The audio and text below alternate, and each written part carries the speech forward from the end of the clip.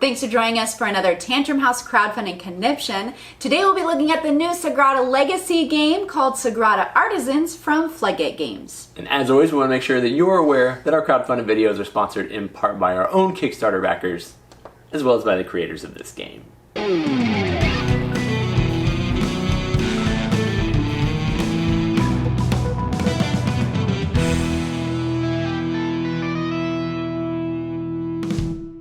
Thanks for joining us at Tantrum House Studio 3. I'm Will Meadows. And I'm Sara Meadows, and in this episode we're taking a look at the new Legacy game version of Sagrada.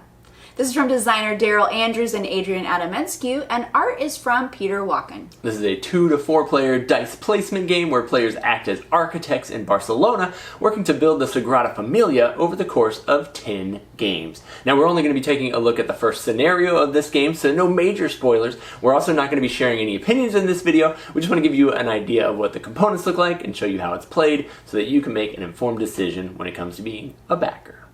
At the very start of your campaign, you'll assign an identical journal to each player to keep track of their personal accomplishments throughout the course of your campaign.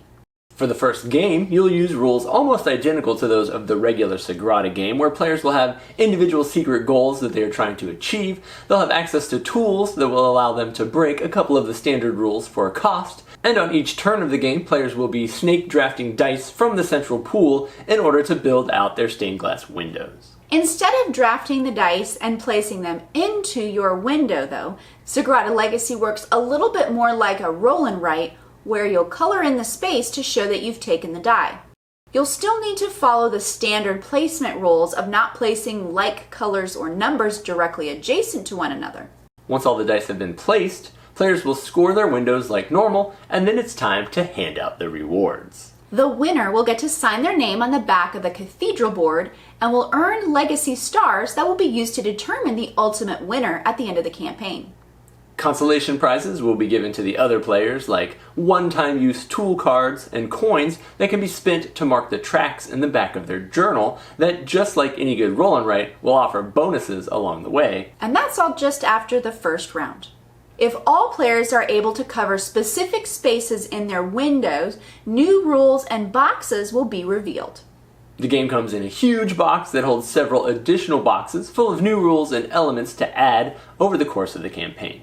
Now, the prototype that we received features 10 unique scenarios, all of which will have you breaking out from the normal rectangular dice window. And we'll just have to wait and see what kind of surprises that the crowdfunding campaign will bring.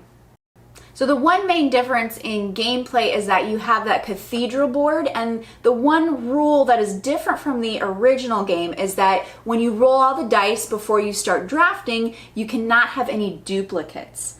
So if you have a duplicate that comes up when you're the start player and you roll, you'll re-roll any of those duplicates, and then everybody will have unique dice to choose from when they're filling in their window. Now, the prototype booklets that we received have 10 different scenario games that you can play, all with unique windows that you'll be filling in.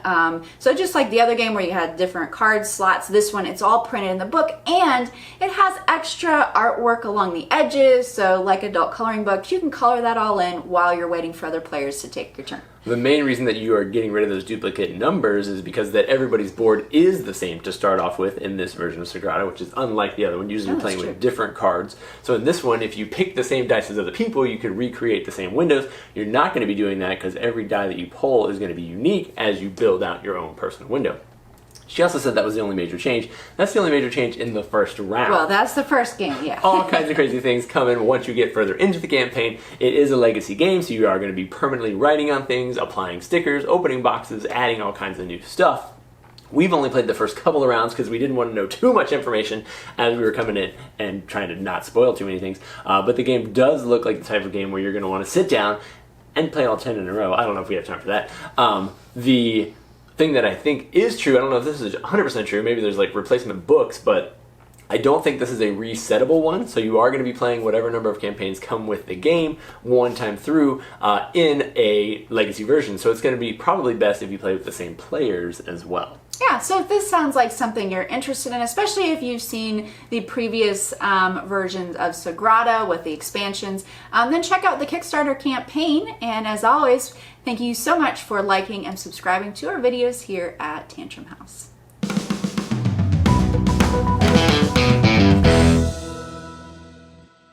It's going to be a short one. All those secrets. All the secrets in the box. With random things, because that is too many spoilers. I have no idea what too many spoilers are. Okay. Cathedral board, and we'll learn... Man, L's are hard today. Sagrada! I've been waiting for a whole year. Is this a review or preview? You can't get that excited. I didn't. We haven't started the video yet, it's okay. This is outtake material.